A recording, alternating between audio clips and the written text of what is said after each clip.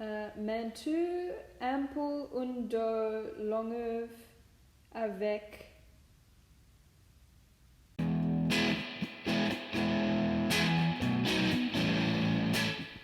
Hello again! I'm Chelsea, Fashion Chelsea, and I usually teach 2-hour fashion design workshops at Yarra Youth Centre on Thursday afternoons. But the youth centre is closed, so here we are. Today I'm going to give you a lesson on how to understand a sewing pattern. I'm actually going to deliver this lesson in 2 videos. Part 1 will be getting set up and familiarised with the pattern instructions, and part 2 will be cutting the fabric and actually making the garment. Now, understanding a sewing pattern.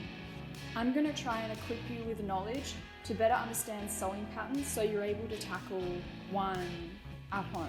Sewing patterns are good because companies making them know that a whole range of people with varied abilities will be attempting to make their pattern. Sewing patterns are very visual tools. There is a diagram to show you every step of the way.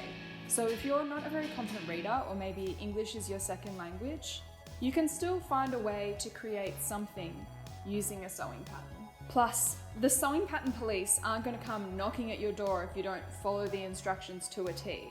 So I find the best way to learn is actually to experiment with sewing patterns. I'm going to be showing you a dress pattern today, but regardless of what it is that you want to make, or what your gender is, or what body type or size you have, all of the things I'm about to show you generally apply to all sewing patterns, whether it's a jacket or a t-shirt or a top, jumpers, practically any sewing pattern.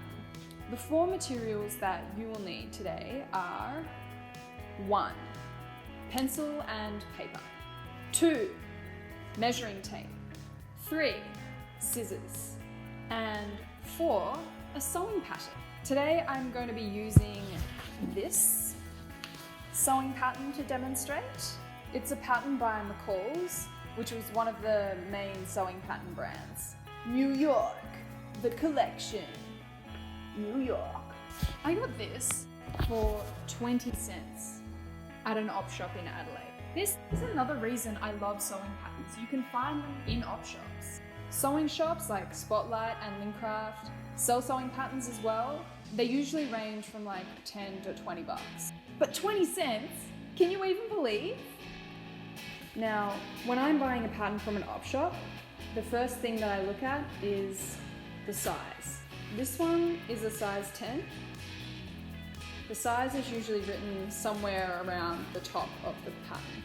When we flip over the back, it has the exact measurements of each size. We're going to look at the size 10 measurements to see if it matches my measurements. Sewing patterns often come in several languages, so you'll notice that one side will be French or Spanish and the other side will be in English. Up here, next to the number, it has a relatively detailed description of exactly what the garment is. So the patterns that come in this pack are a loose-fitting coat in 2 lengths, has dropped shoulders, bracelet-length sleeves, and blah blah blah. Close-fitting, and it has a close-fitting dress with or without bell sleeves. Has spaghetti straps and a zipper at the back. Ooh. And it's also written in French. Manteau ample un dos longue avec. So like I said, this side is English, this side is French. But the measurements on the English side are in inches. My measuring tape doesn't have inches in it. So I'm going to look over here, because on the French side, it has the centimetre measurements. Size 10. Bust, 87 centimetres. Waist, size 10, 67 centimetres. Hip, size 10, 92 centimetres. Back to waist length, 41.5 centimetres. So I'm going to measure myself now to see if my measurements match up with the size of this pattern. That way I'll know if the finished garment is going to fit me properly. Make sure you don't forget to write your measurements down so you don't forget. If you don't have a measuring tape, you can just use a cord or a piece of string, do it around yourself, and then measure it on an ordinary ruler. But I would recommend you, if you want to do more sewing projects at home, I recommend that you get a measuring tape. They cost like $1 or something on eBay. So the bust measurement is the measurement that goes around your chest. You want to make sure it goes across your nipples, your titties, you know, that part of your body. My bust measurement is 87 centimeters. The waist measurement. Once again, the measuring tape or your string goes all the way around your body. The waist measurement is roughly the smallest part of your body.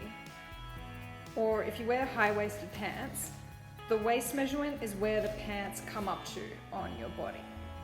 So that's a good way of knowing where your waistline is. My waist measurement is 71 centimeters. Hip is the largest part of your legs when they are together. The wide part. So once again, you want to go all the way around the outside of your legs. My hip measurement is 100 centimeters. Back to waist length. So with this one, you want to hold the measuring tape on your back, roughly at the top of your neck, and the bottom of the measuring tape will go to your waistline.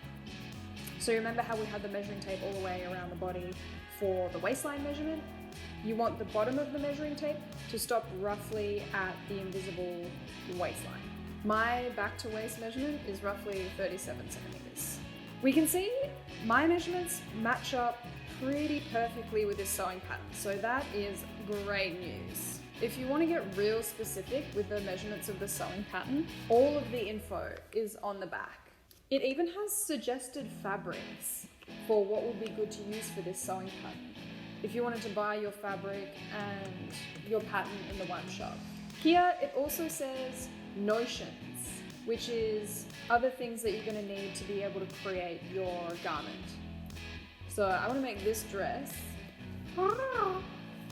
So I will need a 14-inch zipper, 1 hook and eye, and 1/7/8 yards of 1/8 inch wide cord. Okay, now let's open up this pattern and have a look at the instructions. Usually sewing patterns have several pages of instructions, but luckily for me, this pattern only has one. There's a nice black and white sketch here of what garments are available in the sewing pattern pack. So when you're making a pattern, it's kind of just like assembling a giant 3D puzzle. With any puzzle, there are puzzle pieces. The specific pieces you need to make the garment are listed here. I'm going to be making the dress B option. For my dress, I need pieces 6 through to 17. Cutting layouts. So this actually shows you specifically how to place your pattern pieces on the fabric to minimize fabric wastage, so you get the most use out of your fabric. Any other general information you may need about a sewing pattern is written here at the top of the instructions. All the pattern pieces are on this super thin brown paper. It is very fragile. Do not get it wet and handle with care because it will tear really easily. Each pattern piece will have a number on it and also a description that tells you exactly what the pattern piece is and how many pieces of fabric you need to cut out. So I shall find pieces 6 through to 17 and roughly cut around the edges. This concludes part 1 of understanding a sewing pattern, but next week I will show you how to understand the cutting instructions on the sewing pattern and give you a quick guide on how to assemble your fabric once you've cut out the pattern pieces. Thank you for watching, and I will see you next week with part 2 of understanding a sewing pattern.